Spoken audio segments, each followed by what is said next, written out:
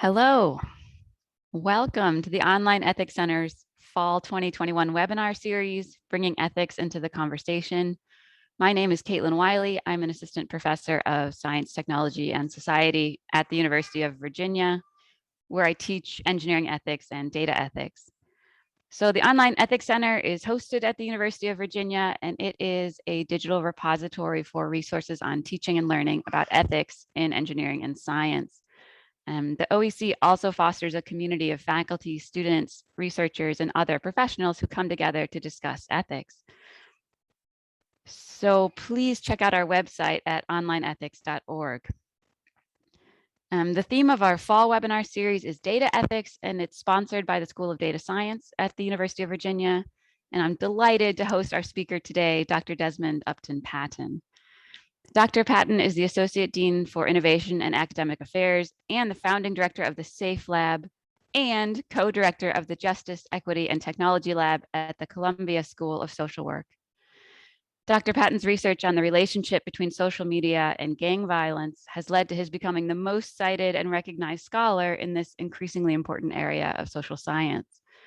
He's also a member of Twitter's Academic Research Advisory Board.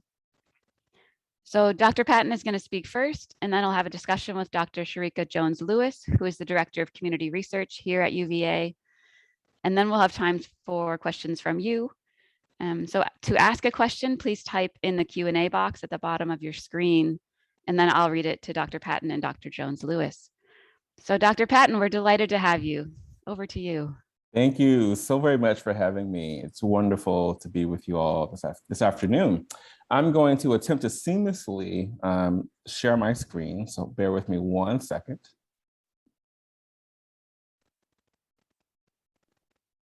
Okay, there we go. So again, it's so great to be with you all. I define myself as a social work scientist and a public interest technologist.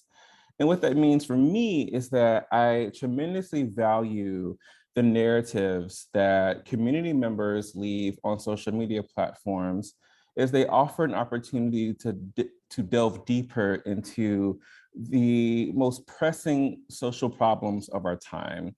I am as a social work scientist, I'm interested in the problem of gun violence and gang violence, and have studied this topic for over 15 years.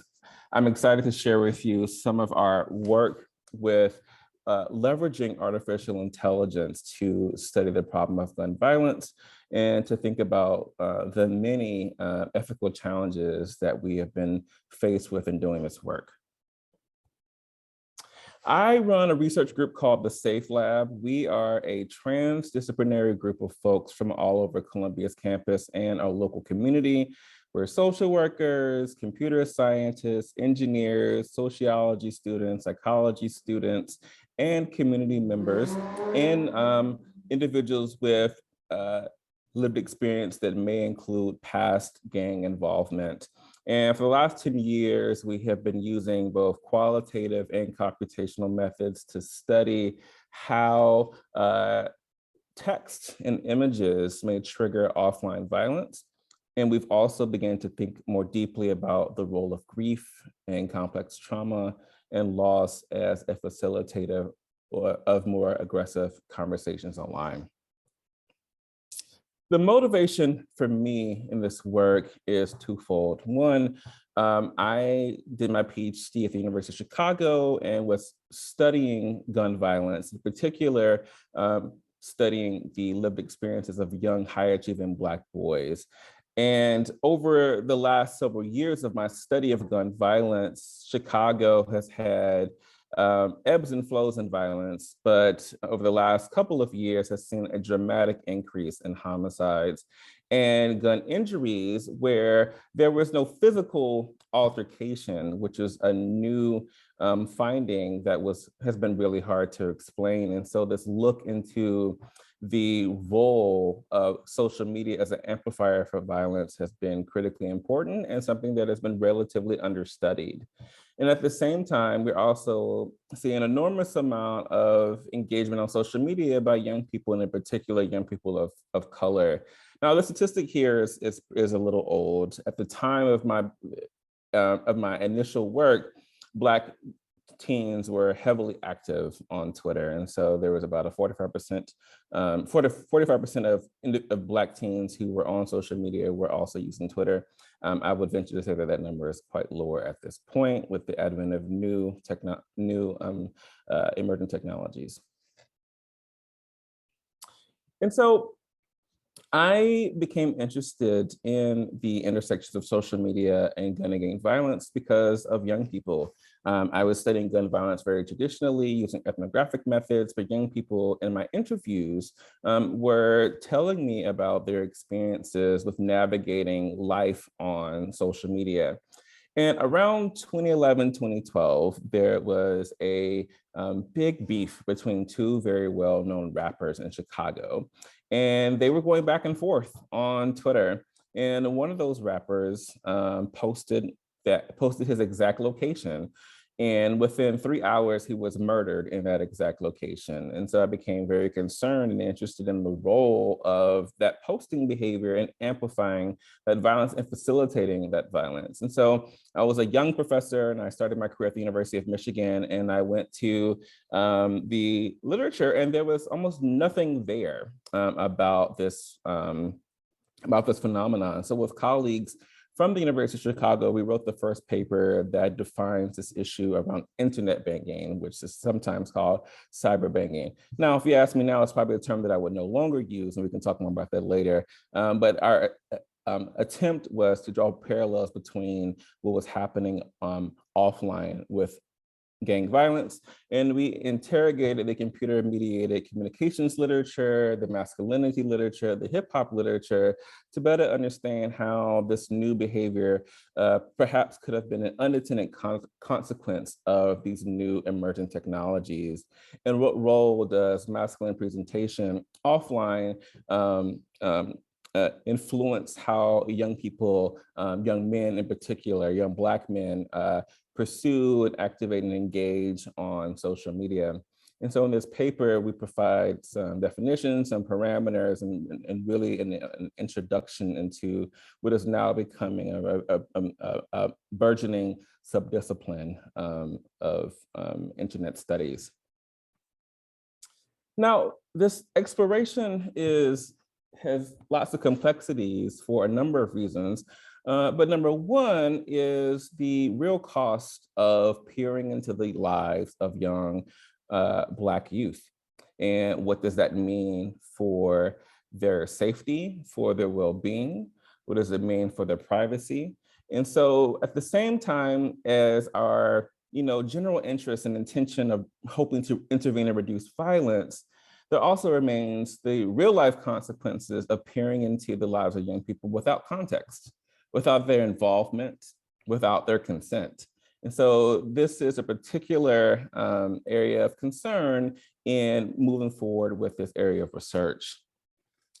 In addition, something that I had no experience with is the challenging use of interpreting language on social media, and the extent to which perhaps we are not the right people to be doing that interpretation. In our read of this particular issue, there are lots of challenges with using algorithmic tools to discern Black speech. We know that AI has not been good with interpreting context. And in particular, when we add African-American vernacular English to the considerations, there have been lots of challenges where Black speech in particular has been over and over again identified as being hateful or harmful speech without any context. And so this is another consideration that has to be made when thinking about the general application of AI for gun violence prevention. Now, none of these considerations were things that I knew coming into this work. So as I stated earlier, this was a new field, and there wasn't lots of folks to look towards to gain an understanding of how we should approach this work, and in particular, merging both qualitative and computational methods. So these are things that we have stumbled upon over the course of our work together that now become an operating mechanism for how we do our work currently. So to study this problem, I've done lots of qualitative studies, but I want to bring your attention to a young girl that I have studied since 2014. I call Jakira Barnes my patient zero because she really opened my eyes to the utility of social media and the complexity of interpretation and the complexity of asking the wrong research questions. And when you're not in community with transdisciplinary scholars, the complexity of how that question is framed can have lots of consequences, particularly for marginalized populations.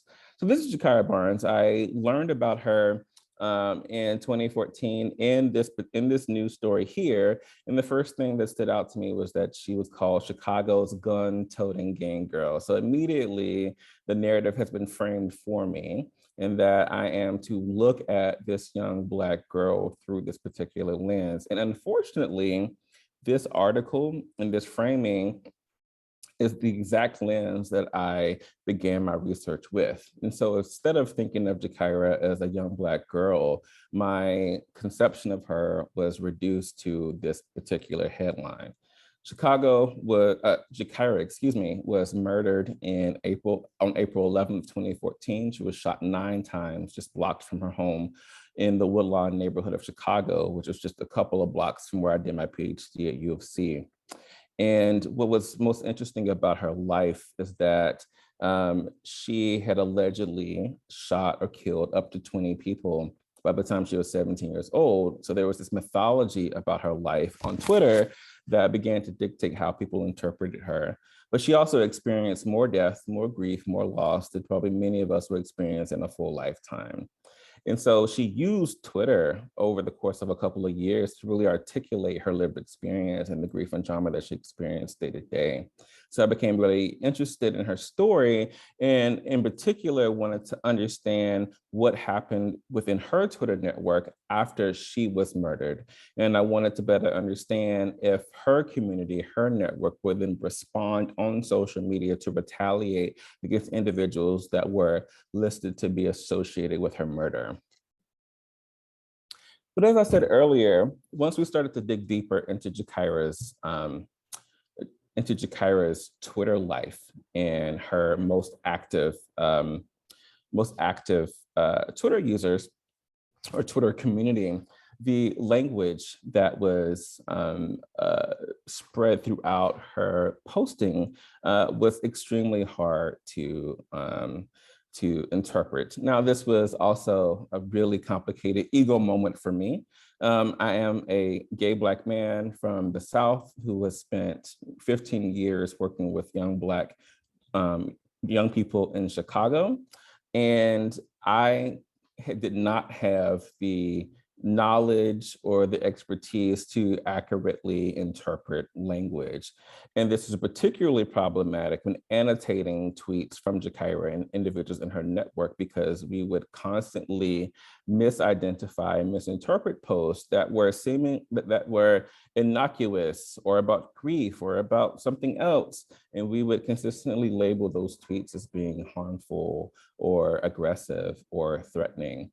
And so in order to combat that, we created a methodology called the contextual analysis of social media. And this is really a way to disrupt annotation in data science and computer science, and to think about an annotation process that is beyond assigning a binary classification or a 0-1 or yes or no, but to think about the role of context and nuance and language in how we will label data. And so we wanted to create a process that centered the experiences of young people, in particular marginalized young people, and that forced us to reckon with racial bias in our interpretation. But critical to our CASM process was to work with young people as domain experts.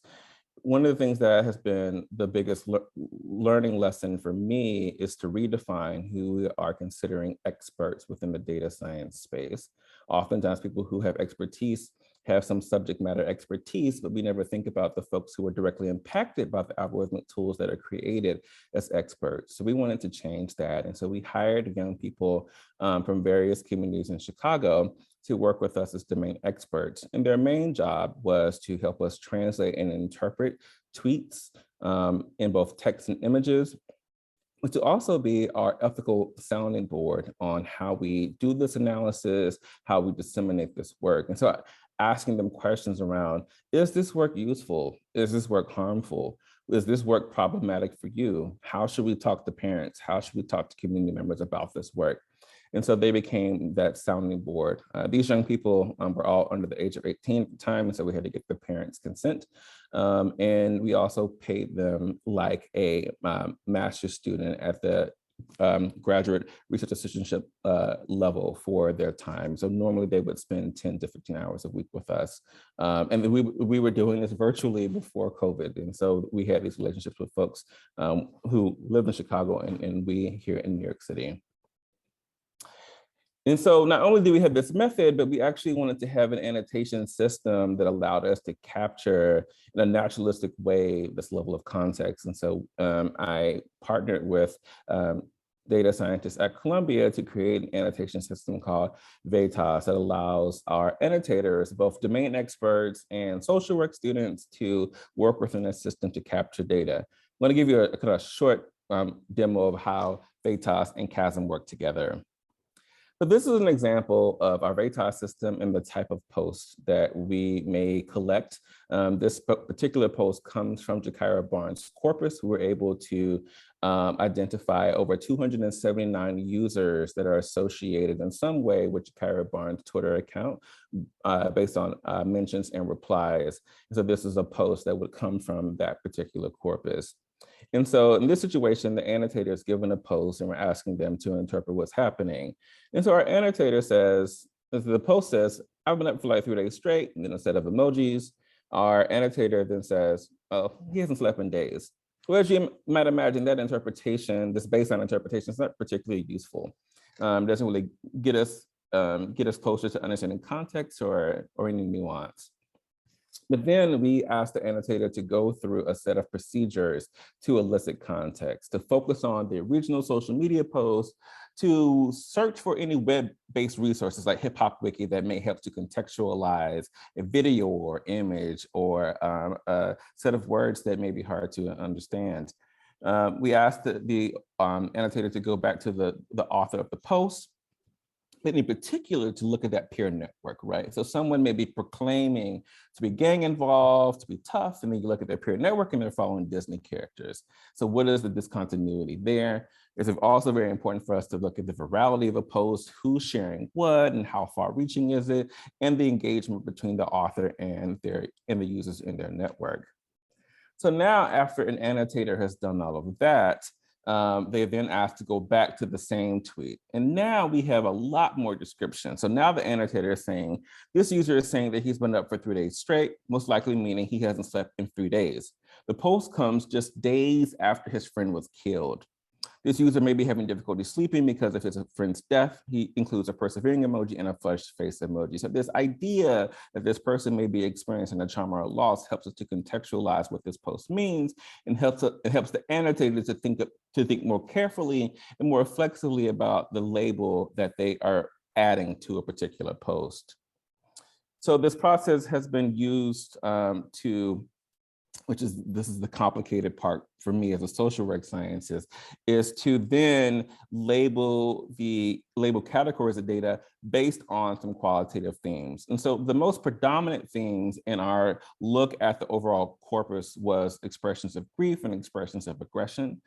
And these were our binary labels that our team asked us to abide by. But then there were all these other behaviors, social behavior, mood and neighborhood and status seeking and health that were important and critical, but then were categorized as other. And so by engaging the CASM process, we're hoping to provide enough context within that binary classification so that there's at least a lot more context to draw upon for our work with our data science colleagues. And then before we hand off our work we will create a hand label, contextually, qualitatively informed corpus. But before we hand it off to our computer science colleagues, we go through a community validation and reconciliation process. So we go back to those young people that you saw just a few minutes ago, and we really want to engage them as the experts in the space. It's helpful to understand if there are things in text or images that might be connected to or might represent gang affiliation. We also want to understand the things that we may disagree on, right? And so what we want to understand that if one of our annotators who's a social work student is looking at a post and has one idea, and we give it back to our domain experts, we want to understand and unpack the disagreement that may occur between those two different types of expertise. Things like community level places and contexts and backstories oftentimes come out. People, oftentimes our domain experts may have heard of an individual or be in community with an individual. And so that understanding is taken differently. Things like hand gestures also become really important as well. And so at the end of the day, our hope is that by engaging in these reflexive practices, by being very clear upfront about our racial bias that is seeping through implicitly in our interpretation, that our framing of Jakira is now different. Remember, I started off with the gun-toting gang girl of Chicago. Now our interpretation is complex, that we see a young child, a girl, someone's daughter, someone's sister, someone's friend, that then informs and influences how we think about our analysis and our interpretation and our dissemination moving forward. So this reflexive process that we engage over and over again is aimed at humanizing young people in our country that are oftentimes pathologized and demonized in the media. And so we hand off our work to our data science colleagues. I've had the good fortune of working with Shifu Chang, who is now the interim dean of engineering at Columbia, and Kathy McEwen, who was the founding director of the Data Science Institute at Columbia as well. We have engaged in natural language processing analysis and computer vision analysis since 2015. And the objective of our collective work together has been to develop an algorithmic intelligence system to automatically detect aggression and loss in Twitter posts from gang-involved youth in Chicago.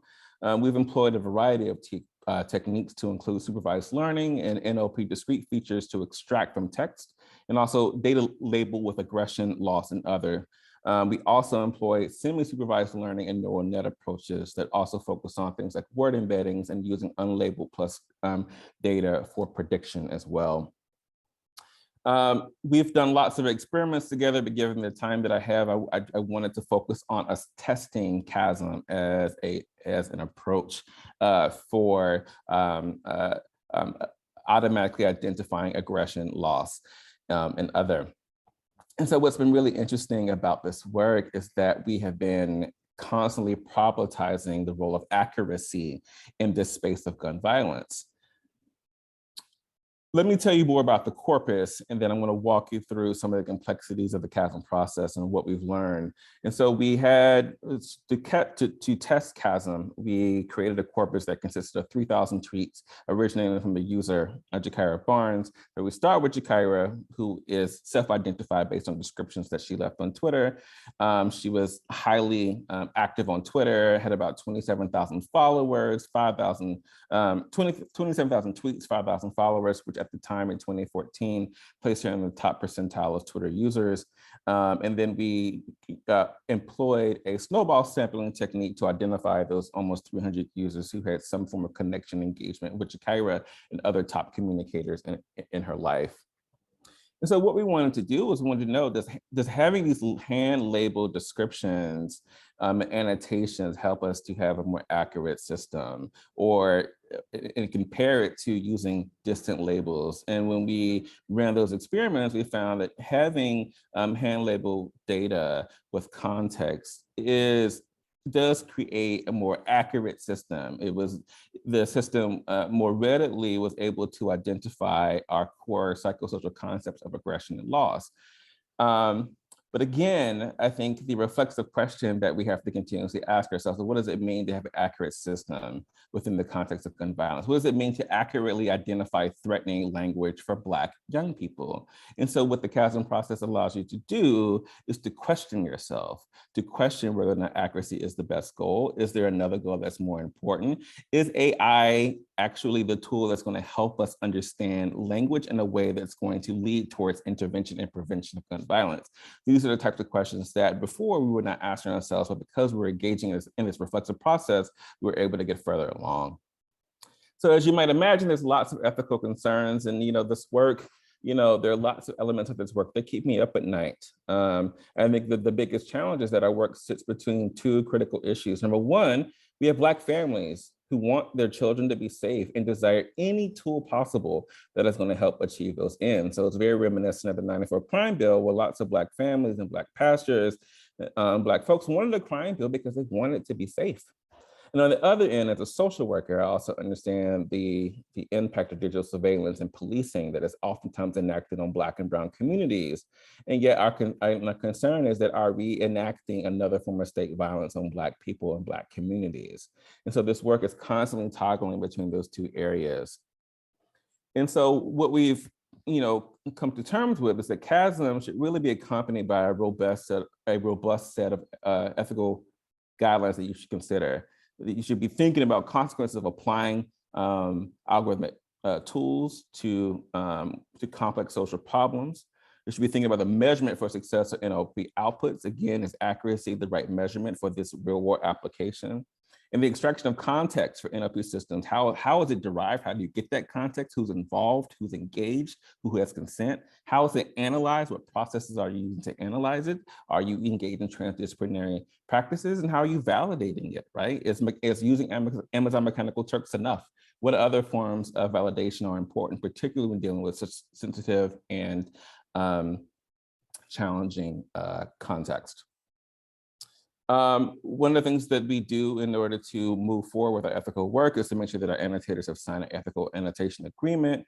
With sharing work, we de-identify all our social media posts, rendering them unsearchable. No images that we use for our computer vision work are from our actual data set. And we do not share our data. We may share code, but we do not share our data.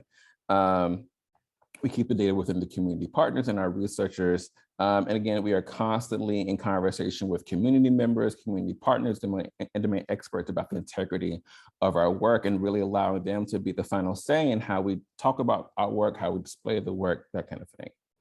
This is an example of annotation agreement. And so my hope, some of you may be wondering, like, why are you doing this? What's the point? And my hope has always been to develop a platform or an intervention with communities for real-time social media updating for folks who are trying to do outreach work in neighborhoods with high rates of gun violence. But again, this work has to be done with carefulness and thoughtfulness and slowing down the process to really understand, is this the right approach?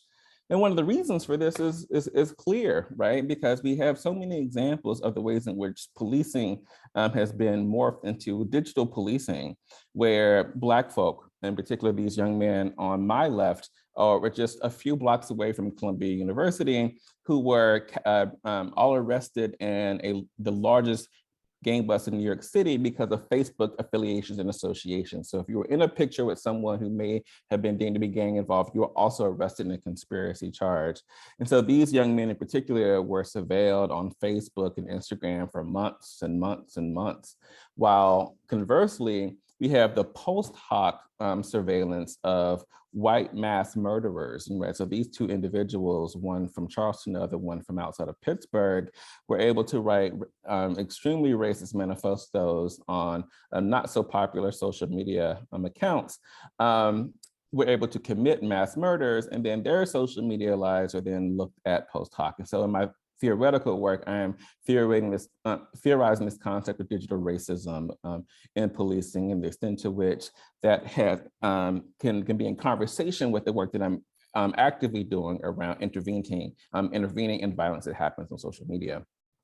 But I think one way out, again, is to think about education in this space and our involvement with young people and our involvement in their engagement in research practices. So we have been running a youth technology lab out of the Brownsville Community Justice Center for the last 3 years.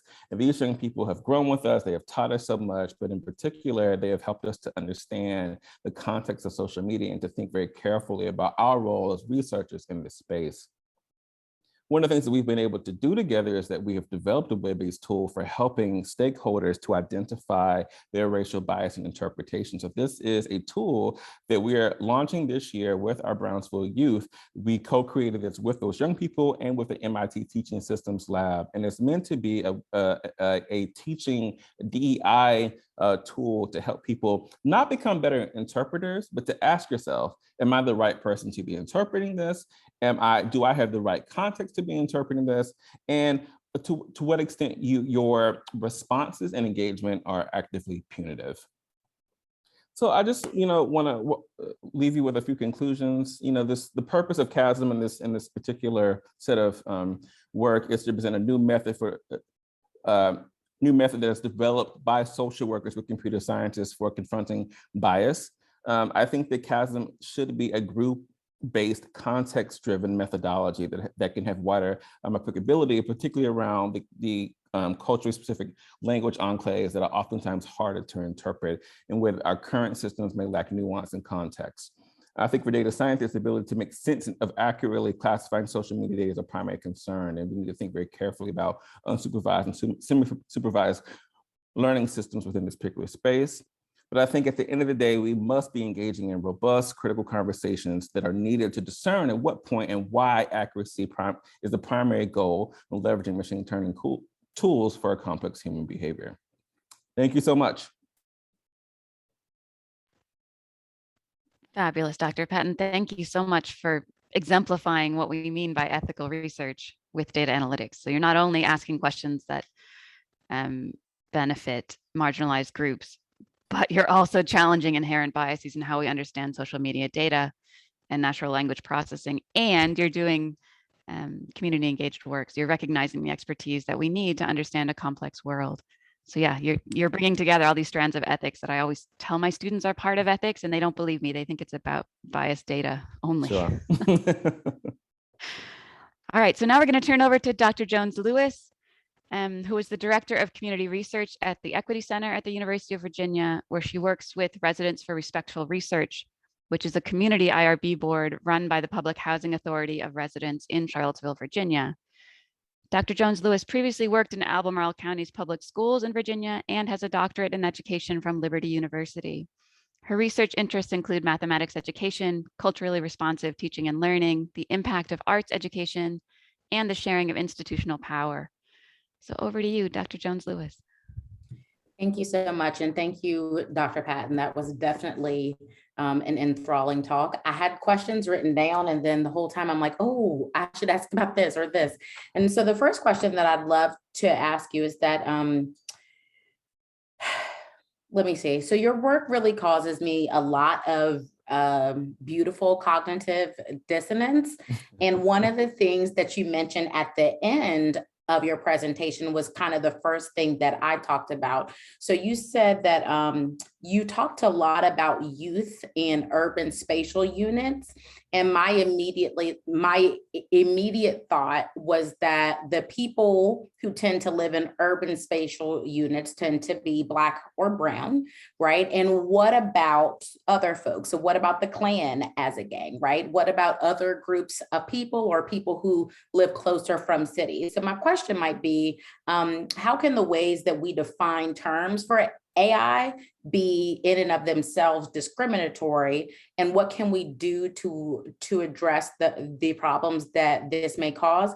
And I'm asking that knowing that you explained CASM, right? But for the engineers in the room, how might they start to think about that question? Yeah, it's a wonderful question. And I think it truly starts with the conceptualization of the problem. And oftentimes there are implicit biases in how we think about problems. And there usually isn't time in engineering and data science spaces to have that moment of reflexivity to think about how you're conceptualizing the problem. And so I think your point is very well taken. You know, my colleague at Princeton, Ruha Benjamin, has long talked about, the different ways in which we can talk about predictive policing instead of like, what if we're studying white collar crimes instead of Black and brown communities? And that really is a shift in the question and a shift in understanding the problem of predictive policing that is not just about Black and brown folks. And I think that being able to be in a space and to be in community with folks that help push and pull you in a way that helps to elucidate some of those complexities, I think is going to be critically important. And so in my work, we have made the choice to focus on Black youth because that's the population that I have worked with and want to support. And so we have not had the opportunity to think about white youth who might be engaged in similar behavior. But one of the major points that I try to make in other conversations is that the behaviors that I see on social media are no different from anyone else. I mean, we have seen the same behaviors from former presidents. And so this need to focus on digital policing for Black communities is inherently discriminatory. Right. That's really interesting, and especially in the ways that I think what I hear you saying is that a process like this, not the same process because it is so contextualized, but a process like this might be used to study other similar behaviors. One of the other questions that I had was about classification as gang members, right? And so when looking at your work and your research and your data, it occurred to me that people might accidentally be classified as a gang member who are like gang affiliated or gang adjacent, or maybe want to, at least on social media, be a gang member. And how might, especially in the engineering, how might one put in safeguards to mitigate that risk? Yeah, so one of the things that's been important to me is to use the term gang involved youth as opposed to gang members, because what I understand because of my own domain expertise is that there are lots of the slippery slopes in terms of gang activity and involvement. And it's particularly challenging because young Black youth who live in neighborhoods with other Black youth can be lumped together because of their racial category, not because of their actual involvement with gangs. And so, but a part of that again is to make sure that you are in conversations with folks outside of your discipline to understand the most appropriate language, the most up-to-date trends, historical context for how we talk about communities. Even having conversations around how you define and understand community becomes important. But in my experiences working in computer science spaces, that's not something that is a natural question. It's not something that is a part of how you build systems. And so the need to induce these moments in your work becomes critically important with any kind of real world application. And so I think, what I've been writing about is that there is a need to stay in communication with other disciplines and with the populations that you're working with to make sure that you are doing the right thing. Right. And so one of the phrases that you used a few times, and I was like, yes, that, right, was folks with lived experiences, right? And so I think that many times, especially at universities where people feel like they are very well trained and they kind of know it all, we are not always able to recognize community expertise. Mm-hmm. I would love it if you would talk a little bit more about not only using youth from the community, but paying them a respectful rate to do that work. And let me be clear, these are things that I have learned by mistake. I didn't start here and I'm thankful that these young people were patient with me to get to the right place. So, lots of folks get really excited with the community engagement piece, but it was probably the hardest piece of doing this work because you have to do this right. You have to respect young people's time, their expertise, and the fact that you may work differently, that your lived experiences are different. And so how I engage work as a Columbia professor is not the ways in which a young 17-year-old young boy on the south side of Chicago is engaging the world as well. And so having to put those things on the table and open them up into conversation is really important. So I did this from a traditional kind of social work approach. I identify a trustworthy member of the community to be my broker into the community. And so I met Eddie Bocanegra, who has lived experience in terms of gang involvement in prison, and at the time had finished his master's degree in social work at U Chicago and was the new executive director for the YMCA Violence Prevention Program. And so he allowed me to meet with young people from his community to learn and to grow with and to talk about the work that I was interested in. And so we ended up becoming co-PIs on a community engaged grant to work with young people. And so from that group of young people, we were able to identify several individuals that wanted to expand their educational opportunities, wanted to expand their growth and knowledge in the research space as well. And so we were able to identify them as folks that could be domain experts in our research study. What was extremely important for not only me, but also for Eddie and the folks that work with these young people is that we were paying them at a rate that would be comparable to a graduate student. And so that decision was easily made. And we had to explain to the research officers why we thought these individuals should get the same rate. And the answer for me was easy, that they are experts and they should be getting paid. And so I don't remember the exact rate, but it would be comparable to what a graduate student would be paid for their research assistantship, because they were doing the same quality of work, but in a different way. Right, right. When I hear you say that and really thinking about these young people, especially young people who were either at that time or previously gang involved, right?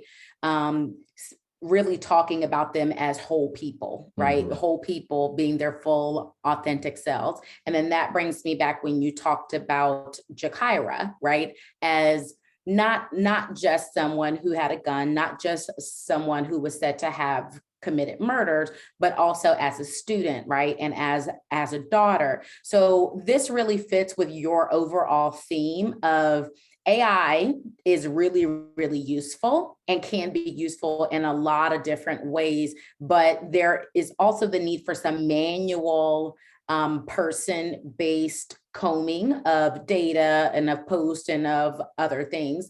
My question for you would be, for those listening to this talk, how might they take that basis and apply it to their work? So AI or AI plus maybe. Could you try to explain that? Yeah, what's been really important is to think about what are the best tools for the research question, and to have enough time to plan out as you're thinking about the next grant on your topic of interest, to build in time to have thoughtful considerations around, is this the right tool? And to think about, where these findings go and the application for them to solving these problems. And I think what we learned in our process is that our initial questions was going to lead us down a path toward trying to predict violence among Black children. And we had to sit with what that pathway meant. And is that actually what we want to do? Is that actually the work we want to do? And I think that's probably not the question that we should be asking. We should be asking the community members, is this something that you actually need? So we know that gun violence is a problem, but do you need an algorithmic tool to do it? And so by just putting those questions on the table and engaging in difficult conversations, we were able to get to a shift in the question that we pursue, because as we begin to dig deeper and interact with Jakira and people in her community, we learned that actually grief and loss is a predictor of aggressive communication on social media. We wouldn't have even moved into that question if we didn't have this moment to actually engage in problematizing, do we have the right research question? The challenges within the academic settings that we're constantly moving fast. I'm gonna get the next paper out, gotta get the next grant. This is probably way more faster in the tech space where you're just building. And so one of the things that I hope that people take away from this is the need to slow things down. Right. And I will say that in my work with the community, part of what I do a lot is to help folks here at UVA to give space for community members to do things at their pace. These are people who have families and their life is very complex. Many times they have another job. And so it doesn't always move at the pace that we would like it to. Exactly. I really want to hone in on your grieving versus aggression. Part of the time that I worked for Albemarle County Public Schools, I was an assistant principal, and I would very, very often have students come into my office angry, and then they would cry, or they would cry and then they would get angry, right? And we would talk about how those two emotions are so close in your brain, excuse me, that very often we get them confused. And I would love it if you could share maybe a little bit about especially Black males and societally what emotions they're allowed to express and how that might show up on social media or through the use of AI. Yeah, I mean, that makes a lot of sense. And I think the reality is that Black boys and men are not allowed to express either grief or anger or aggression because these emotions and expressions are oftentimes framed through a pathologizing, racialized lens. And so you don't get to have the fullness of how Black boys and men express themselves. And a part of the challenge is that folks are not willing to see the complexity of expression, the differences in expression, how we talk, how we move, how we use language. It's just different. It's not bad, it's different. And I think by looking at social media, it becomes acutely aware, one becomes acutely aware of the distinctions and differences, but the way in which you categorize and frame those expressions can have detrimental negative consequences on Black and Brown communities. And in particular, thinking about, one of the things that came clear from our work with Sherica is that she grieved before she expressed threatening communication on Twitter. What if we were able to see her as someone that was grieving, that was in pain, who had complex trauma before we saw her as a criminal or as someone that's committing harm? What resources might she be able to get if we actually saw and understood her language and her images as grief or loss, as opposed to something else? And that opportunity was never given to her, and it was rarely given to Black youth. And so I hope that through this slowing down of annotation, of thinking about annotation in different ways, that we can hopefully bring out more and induce more elements of humanity in how we annotate the data of people that we don't know, that we're not a part of their life or their community. Right. Really going back to the hurt people, right? And I personally love that you continue to say her name, right? She's not just patient one or case one, like she is a person. And though she did some things that she definitely should not have done, and those are not excusable, if we can use AI possibly to identify people who are hurting, that actually leads into my next question, and that is, would you suggest that engineers use AI to move beyond first do no harm in order to try to be helpful, be proactive in the AI space? I mean, I definitely think that it's worth a lot of consideration, but I hope the message that I'm trying to send is that this should always be a thoughtful consideration, and to think about who else should be at the table with you. But yes, I mean, I'm working with a computer. We just got a National Science Foundation grant to study what happens after trauma is posted on social media, and that's with a computer scientist and a linguist. And it really birthed out of this initial work with Sherica, because we realized that we needed to focus on the root cause. And it became so clear that this complex trauma, this everyday experiences with grief were triggering these more aggressive and threatening responses, but we hadn't looked at it systematically in a way that would be thoughtful. And so I absolutely think that by engaging in a process that allows you to identify these Black box challenges, you can get to the right research question, you can get to the right research study. And that's been, 7 years of getting to a place where we now realize we need to be studying grief and trauma, not violence and aggression. Right. I really appreciate that. And I really appreciate you explaining that it's a process, right? It's not that people are being harmful on purpose. It's not that people are trying to be harmful, but it takes some time and some patience and some iterative contact with the community and folks with lived experiences. So thank you for that so much. I'm going to wrap up this section because I do believe that we need to move on to questions from others.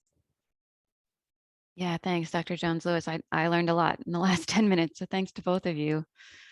Dr. Patton, I'd love to hear you talk more about your team. Sure. So you have your domain experts from Chicago. You have Columbia students, I imagine. Like, your lab is so huge. So tell us a little more about how you draw from these various fields of expertise, including computer science and data science and social work, to do this important work. Yeah, it's without the lab, none of this would be possible. And one of the things that I think we realized early on is that we need folks with different opinions, different lived experience, different ideas to help us and to challenge us, right? And I think going back to that old, intellectual tradition of just like, letting the best question rise to the top. And in order to get there, you have to be an inclusive and diverse space.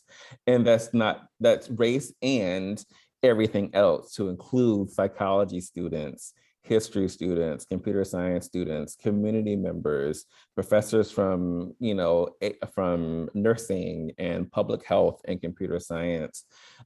We've been able to engage in lots of internal opportunities to identify those students and to pay them as well. And so there are lots of opportunities within the Data Science Institute to hire data science and computer science students to be a part of social science research projects. As a social work professor in a social work school, we have field placements where doing an internship is a part of the education of becoming a licensed social worker. So we have those students as well.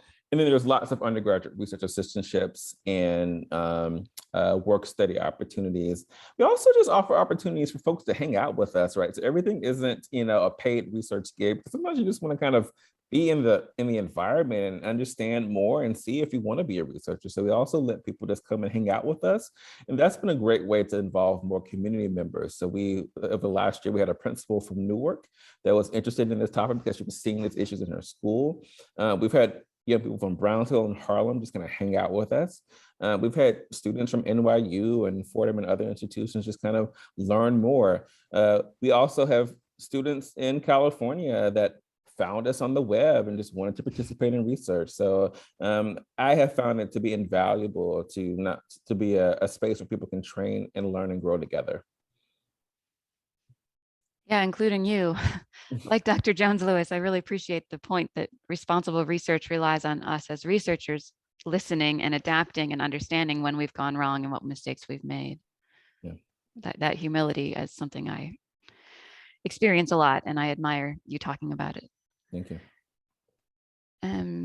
So we have a question from Kevin that says, do you have any best practices or guidelines for junior scholars wishing to pursue this kind of multi-method, multidisciplinary research? Yeah, I wish I had a best practice, but I'm going to tell you the truth is that I just kind of happened to be in this space. It wasn't a goal. It was honestly risky because I am in a social work school and there was no one else doing this work. And so I guess the best practice was taking a chance on myself and realizing that this particular area of studying was what I wanted to do, what I needed to do. I was guided by my own core principles and not by what was the hot topic at the time. And to just put myself out there and to allow myself to engage in networks of people that are outside of my discipline. And I realized that that's not, we talk about transdisciplinary and interdisciplinary, that's not really a thing everywhere. And part of the challenge that I've experienced in engineering spaces is not valuing social science or community expertise in the same way you value engineering expertise.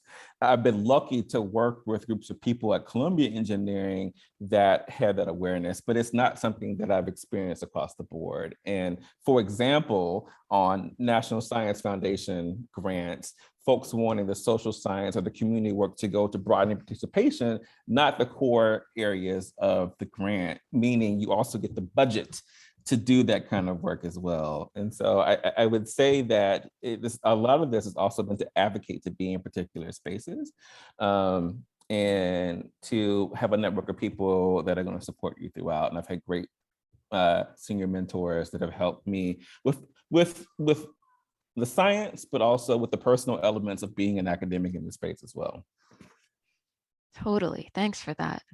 Dr. Jones-Lewis, do you have any insights on advice for junior scholars wanting to do community engaged research?